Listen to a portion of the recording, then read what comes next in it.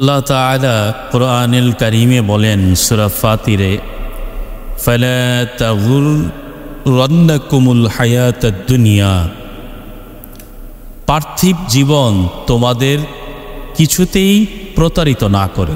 অর্থাৎ আমাকে আপনাকে দুনিয়ার সমস্ত মানুষকে অনেক কিছুর মাধ্যমেই অনেক ধরনের অনেক বিষয়েই মানুষকে মতের বিরুদ্ধে যাইতে পারে, মানুষের বিভিন্ন মত হইতে পারে, কিন্তু দুনিয়ার একটা মাত্র বিষয় মৃত্যু, যেটা সম্বন্ধে কারো কোনো ধরনের দ্বিমত নাই। হোক সে কাফের, হোক সে বিধর্মী, হোক সে মুসলিম, হোক সে খ্রিস্টান, হোক সে হিন্দু। তো এই মৃত্যু এত ধ্রুব সত্য যে এই মৃত্যু মানুষের সমস্ত দুনিয়ার স্বাদকে নষ্ট করে দেয়। আমরা মৃত্যুর আগে একবার যদি নিজেদেরকে মৃত হিসাবে চিন্তা করে দেখি যে আমি আমার ঘরের যেই খাটে আজকে শুয়ে আছি, সেই খাটে আমার মৃত্যু হওয়ার পর অনলি 5 থেকে 10 সেকেন্ড আমাকে রাখা হবে, এরপরেই আমাকে তাড়াতাড়ি নামানো হবে এবং এই খাটে আমাকে আর কোনো দিন উঠানো হবে না।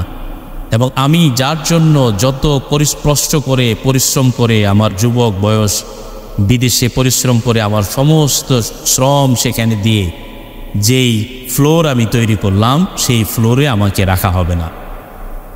এমনও অনেক সময় দেখা যায় যে ভালো একটা ধোয়া নতুন চাদরও মৃত ব্যক্তির নসিবে জোটে না, কারণ নতুন চাদরটা দিলে তার শরীরের এই আবর্জনার কারণে নষ্ট হয়ে যাবে। পুরাতন একটা কাপড় দিয়ে তাকে পিছিয়ে রাখা হয় বারান্দার এক কর্নারে।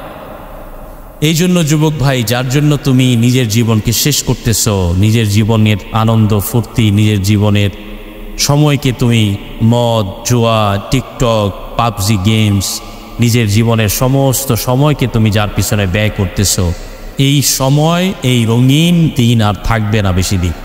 সেই জন্য তোমার প্রতি আমাদের আহ্বান, তোমার প্রতি তোমার রবের আহ্বান, শুধু আমরা সেই কথাটা স্মরণ করিয়ে দেয়া যে কুল্লু নাফসিন যায়িকাতুল মাউত, প্রত্যেক প্রাণীকেই মৃত্যুর স্বাদ গ্রহণ করতেই হবে। তো আমরা যদি তার আগেই নিজেকে প্রস্তুত করি, নিজেকে নিজের মৃত লাশের সামনে দাঁড়ানোর জন্য সেই মনোবল, সেই শক্তি, সাহস যাতে আমল করার মাধ্যমে, নিজের নামাজকে ঠিক করার মাধ্যমে, নিজের কোরআনকে ঠিক করার মাধ্যমে, নিজের হালাল রিজিককে কামাই করার মাধ্যমে, নিজের মা বাবাকে শ্রদ্ধা করার মাধ্যমে, নিজের বিবিকে পর্দা রাখার মাধ্যমে, এইভাবে যদি আমল করে নিজেদের জিন্দেগিকে সাজাইতে পারি, তাহলেই শুধুমাত্র একমাত্র মৃত্যুর সঠিক তোহফা, মানে মৃত্যু, এটা ডেথ ইজ এ গিফট, এটা মুমিনের জন্য একটা গিফট হিসাবে যেইভাবে বলা হয় সেইভাবে আমাদের কাছে ধরা দিবে। আল্লাহ তাআলা আমাদেরকে মৃত্যুকে স্মরণ করে দুনিয়ার সমস্ত রং তামাশাকে বর্জন করে আল্লাহমুখী হওয়ার তৌফিক দান করুন। আমিন।